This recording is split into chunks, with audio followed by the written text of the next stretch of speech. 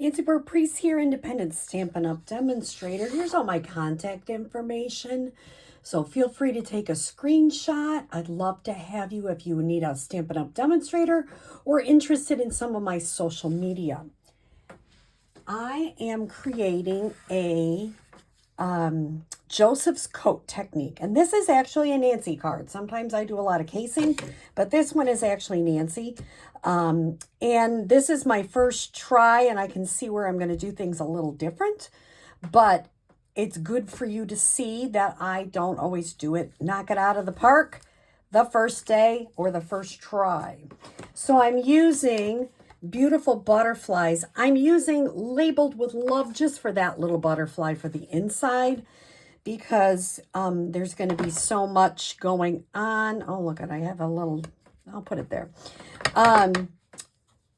Going on with these other butterflies, I didn't want to have them to be inked too. I'm also using the dies from Beautiful Butterflies to cut that out.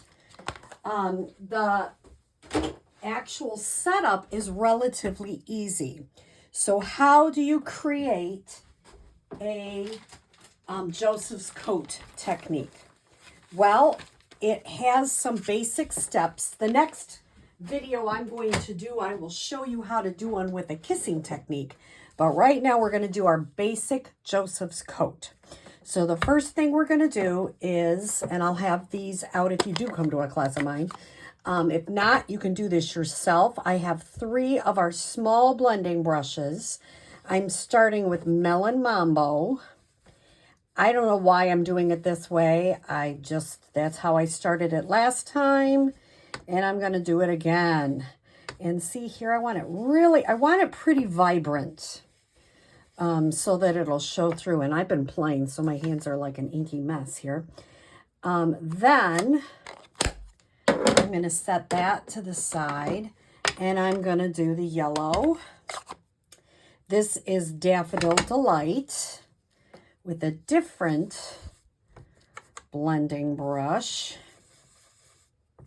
And you know, part of this is if the colors mesh a little bit and you get a different color, that's a good thing. You want this to be pretty vibrant so that it shows through when you put your black ink on it. Okay, then I'll put that away. And I will get out my Calypso Coral with yet a different brush.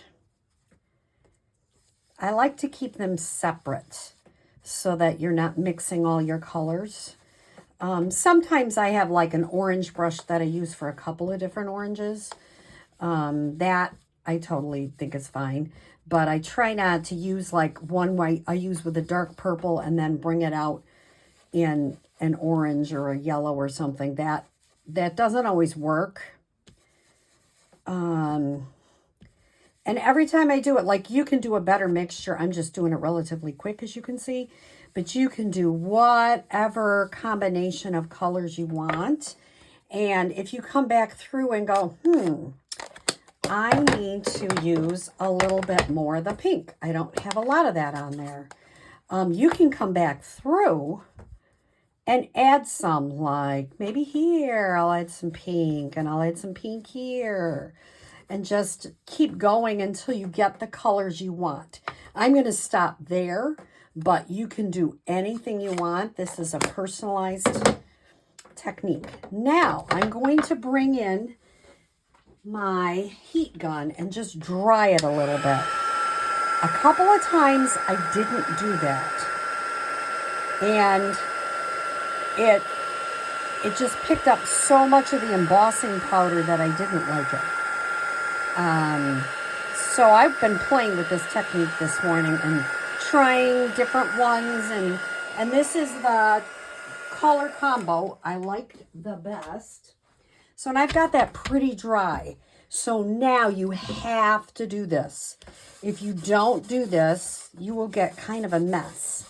And I will be reminding people at my class, you have to run the embossing buddy next. If you don't, you're going to pick up a lot of the clear embossing powder. Now, last time, if you look, I had a lot of the middle open. I didn't like that. So I'm going to start with my butterfly and Versamark right in the middle. So I've got that covered. And then I'm going to kind of go here. Butterflies fly lots of different ways.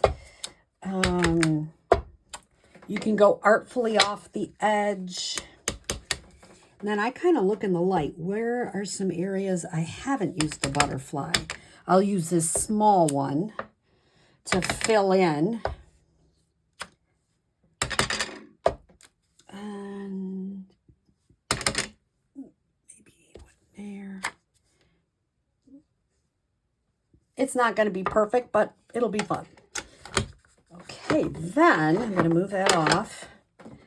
I'm going to bring in my Wow clear embossing powder.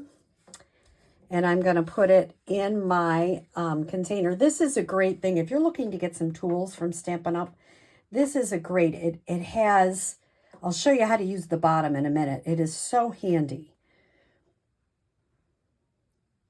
Come on. Get it all out there. Now, did pretty good because it didn't really go a lot of places. Now, what are you going to do with all that powder?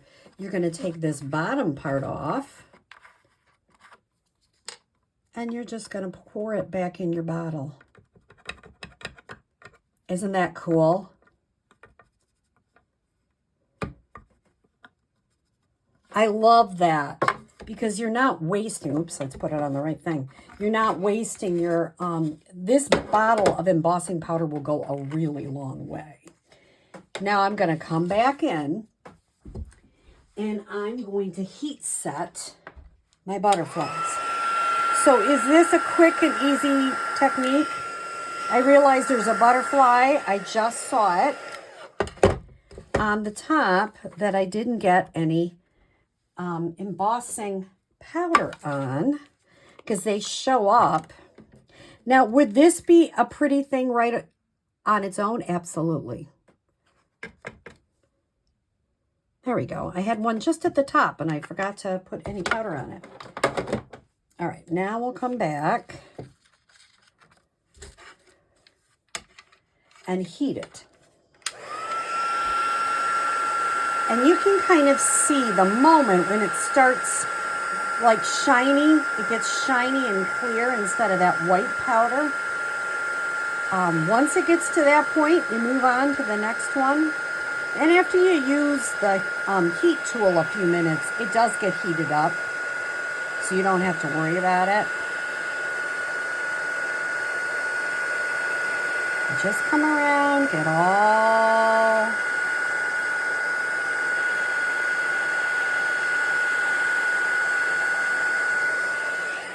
Okay. Now that everything, I don't see any white powder on there, everything's done. Now, if you come to my class, I'm going to have old, because I don't want to waste a ton of my black stamp pads.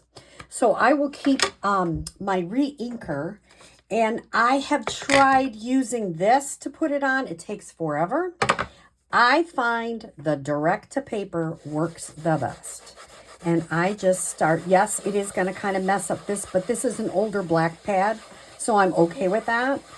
And I'm just going to keep adding black on there. Now, you will get your hands a little inky. It's a good day when that happens, right? That's what I always tell everybody. When you get ink all over your hands, you've had a wonderful day. And I just keep going until I have it the way I want it. If most of the background is a nice black and those butterflies pop, you've done it. And that's called the Joseph's Coat technique. I am going to go ahead and get my back part ready. This is a regular melon mambo. It is, I'm going to get this out of the way. It is 5.5 by 8.5 scored at 4 1/4. I have a piece of Daffodil Delight, which is 4 by 5 1/4. Oops, I guess I ran out of that. I wanted to glue. As a nice mat.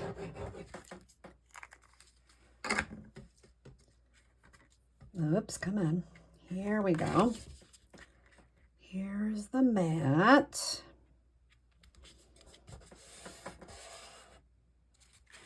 I went ahead and cut out in Daffodil Delight. This is from the butterfly stamp set, and I just lost the name. Beautiful butterflies. I already cut that out, and this is one of the sayings that comes with that stamp set. I stamped that in black, and I stamped the inside.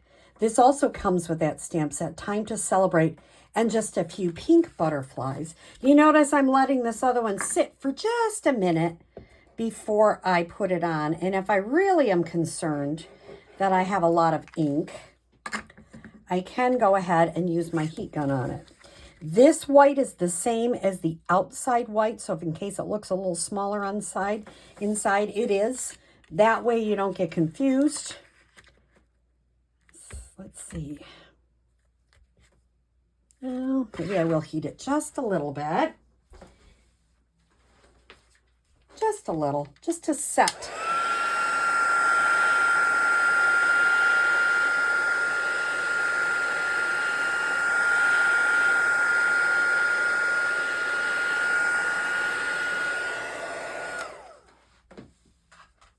Then I'm going to go ahead and adhere that to the back.